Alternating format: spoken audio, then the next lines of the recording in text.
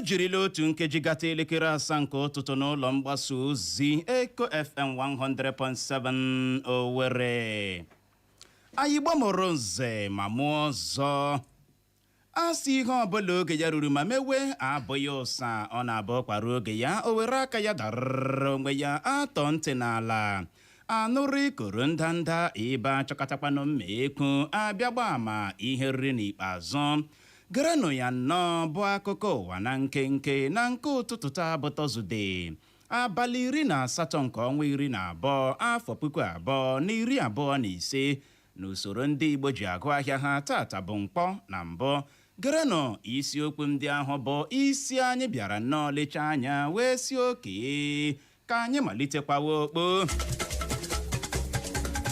N'ụtụtụ taa onwe ka isi tọrọ anyị ya bụ ntị gị ahụ n'ala ka ute ị ga-anụrụ na ndị uwe ojii steeti Anambra na ndị omekome ejirila egbe kpọrịta ụbọ. Ị ga-anụrụkwa n'otu jikọtara ndị ọrụ ala anyị bụ NLC anọrọla n'ụbọchị ụnyaahụ bụ Wenezdee eme ngagharị iwe n'ihi ọnọdụ enweghị nchekwa. Ị ga-enwekwa ohere nụrụ na Ahmed Musa awụsala ọwa n'ịgbara ala anyị bọọlụ. Ngwanụ tọrọ anyị ya bụ ntị gị ahụ n'ala ka ute ka ime ike nụrụzie ka ya bụ akụkọ ndị a na ndị ọzọ ga-esi ada n'ọnụ anyị n'ụtụtụ taa. Ndị unu ga-anụ olu ha bụ mụnwa n'onwe m Uchenna Clever Ọnụọha nakwa Nwada Nwokocha Clara. Ndị uwe ojii steeti Anambra na ndị omekome ejirila egbe kpọrịta ụbọ n'obodo Abaga na dị na kansụl ime obodo njikọ ọka nke steeti Anambra. Ọ bụ onye otimkpu ndị uwe ojii steeti Anambra bụ SP Tochukwu Ikenga bụ ya mere ka ọha na eze mara maka nke a. Ya bụ Ikenga kọwara na dịka ndị omekome a na ndị uwe ojii ji egbe akpọrịta ụbọ na ndị omekome a gbahapụrụ ụgbọala ha ma rie mbọmbọ ọsọ bụ nke nyere ndị uwe ojii ohere inyocha ụgbọala ahụ nke ọma ma kpokọrọ egbe na ego ndị omekome a gbahapụrụ laghachie n'ụlọ ọrụ ha.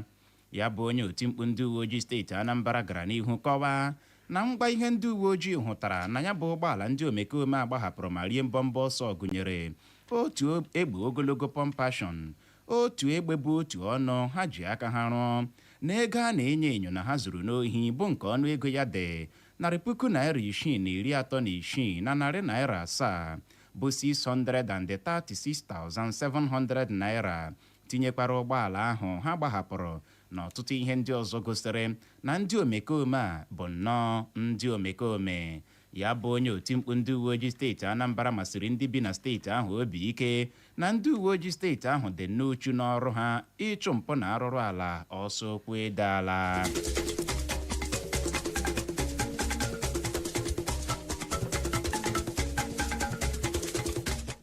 Ndị ọrụ civil defense na ngalaba isi obodo anyị bụ Abuja ezigala ndị ọrụ ha dị 4,000 bụ 4,000 people gba gburugburu ebe dịgasị iche iche na ya bụ isi obodo anyị bụ Abuja iji hụ na emere mmemme ekeresimesi na ya bụ isi obodo anyị bụ Abuja n'ụzọ gara siriri werere.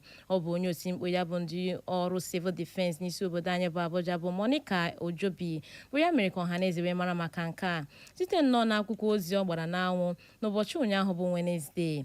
Na ya bụ akwụkwọ ozi onye kọmandantị ya bụ otu ọrụ civil defense n'isi obodo anyị bụ Abuja bụ Oloshola Odumoso nyere ndị ọrụ civil defense iwu ka ha gaa n'ebe dịgasị iche iche na ya bụ isi obodo anyị bụ Abuja iji hụ na echekwara ndụ ndị mmadụ ya na ngwongwo na ngwongwo ọhaneze nwe.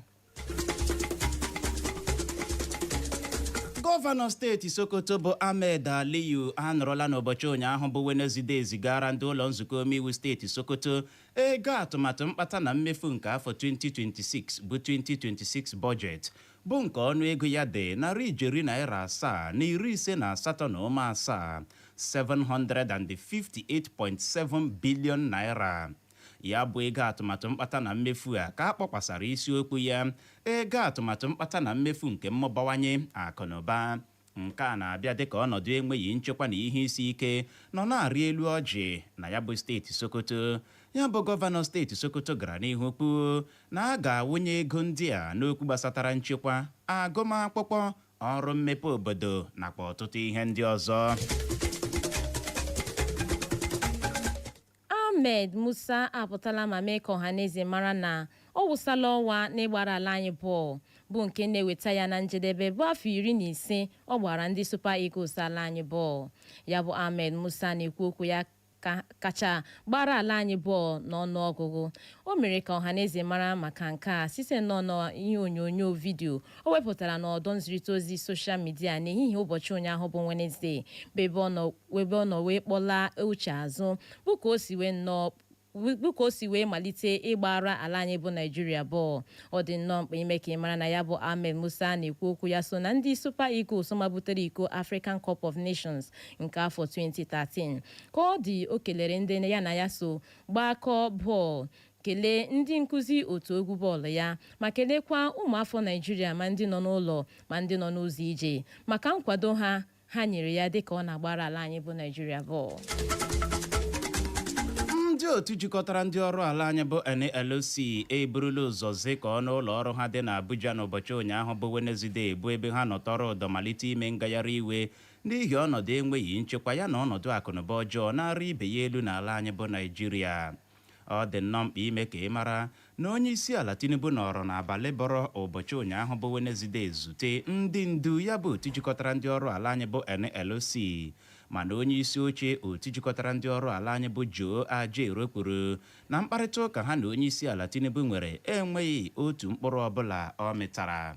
Na ya bụ ngagharị iwe otu jikọtara ndị ọrụ ala anyị bụ NLC mere n'ụbọchị ụnyaahụ, ndị aha ha na-ada ụda ahụrụ na ya gụnyere Joe Ajaero bụ onye isi oche otu jikọtara ndị ọrụ ala anyị bụ NLC, tinyere Omoyole Sowore na ndị ọzọ.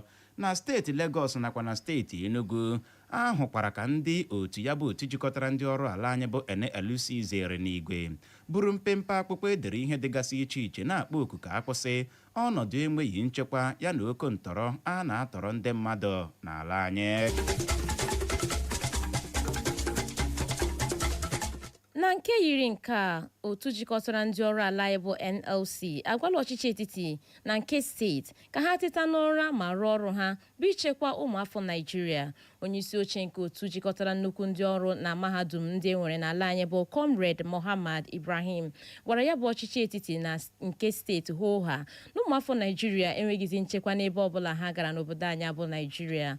Nwa amadi ya bụ Comrade Mohammed Ibrahim gara nnọọ n'ihu wee kwuo na ọnọdụ enweghị nchekwa elele obodo anyị bụ Naijiria dọọ ya vam. N'ihi ya ọ kpọkuru gọọmenti na ogo dịgasị iche iche ka ha teta n'ụra ma rụọ ọrụ dịra ha site nnọọ n'ichekwa ndị ha na-achị.